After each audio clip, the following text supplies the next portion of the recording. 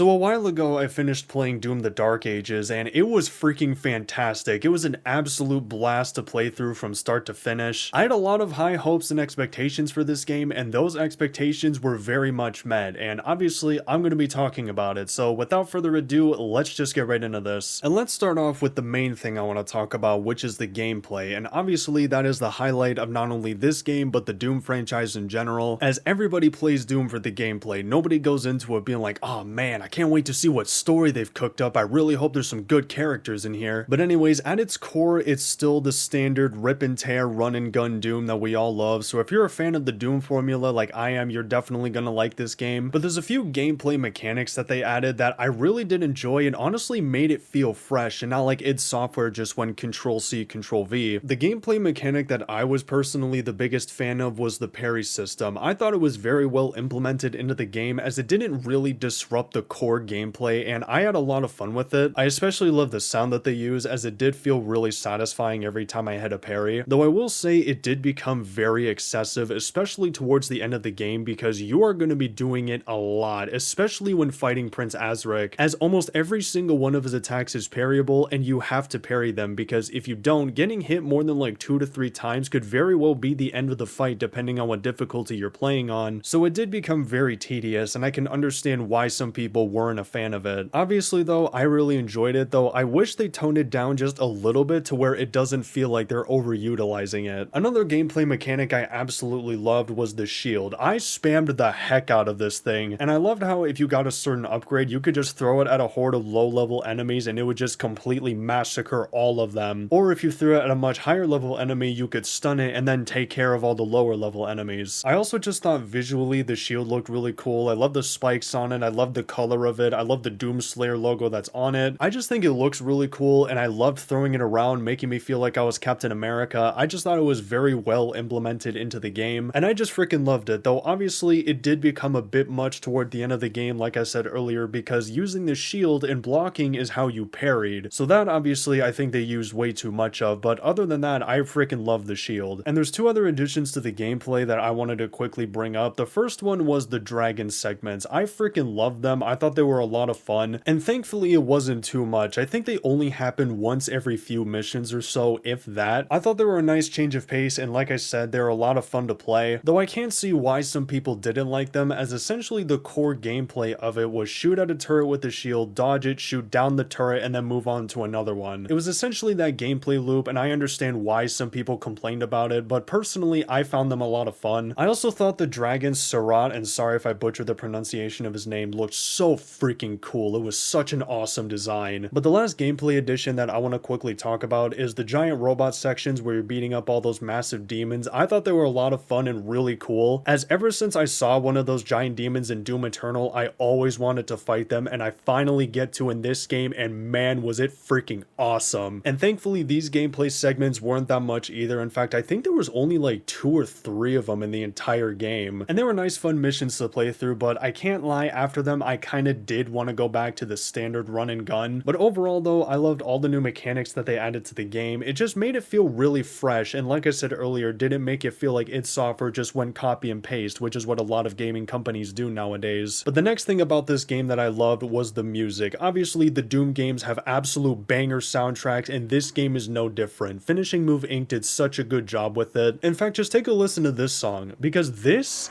is the menu music.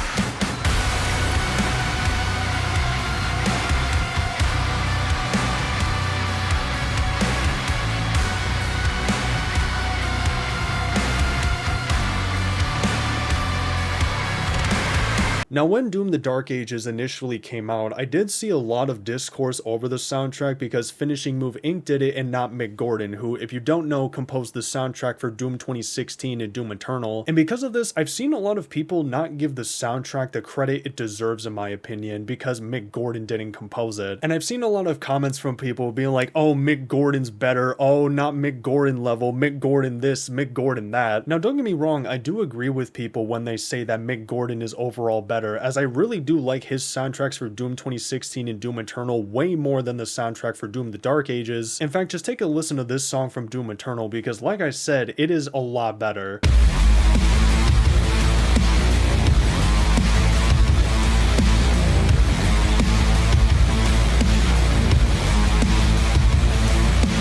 Now, just because I think Mick Gordon did a much better job with his work for Doom 2016 and Doom Eternal, I'm not gonna act like Finishing Move Inc. didn't do a good job with Doom the Dark Ages, because Mick Gordon set the bar really freaking high, and honestly, I don't think anybody is truly capable of replicating his work, but I still think Finishing Move Inc. did a really good job on the Doom the Dark Ages soundtrack, and I'm not gonna act like they didn't just because Mick Gordon is better. But anyways, that's just my thoughts on it, and the last thing I wanted to talk about is the story, and honestly, I kinda have some mixed feelings about it, because I'm gonna be honest, for roughly 50 to 75% of the game, I was not paying attention at all to the story, because it's Doom. I'm not here for a thought-provoking narrative, I'm here to rip and tear until it is done. And in this game, the story is a lot more focused on, which I kinda don't like, because again, I just don't really care about the story. Like, whenever things happen to the characters, I was just kinda like, oh no. Anyway, like, I didn't even know their names for the majority of the game, nor did I care enough to know them. And on top of that, the story is just taking down Prince Azric. That's really about it. But don't get me wrong, I am glad that the story is simple, because I couldn't imagine them trying to fit a complex story into a Doom game. And I kinda do wish the story wasn't such a primary focus, because again, I just did not care at all. Like, I understand the developers not just wanting us to go from point A to point B with relatively no explanation as to why we're doing it, but I would have preferred if the story was a lot more in the background instead of it just having it be such a main focal point. And the story itself honestly was not that bad. Like, it was sufficient for a Doom game. I just wish it took much more of a backseat. But all in all though, to wrap everything up, I give Doom the Dark Ages a 9.3 out of 10. In my opinion, this was better than Doom 2016, but not Doom Eternal. I still think Doom Eternal is the best out of the recent Doom trilogy, but honestly, I think all the games are great in their own ways.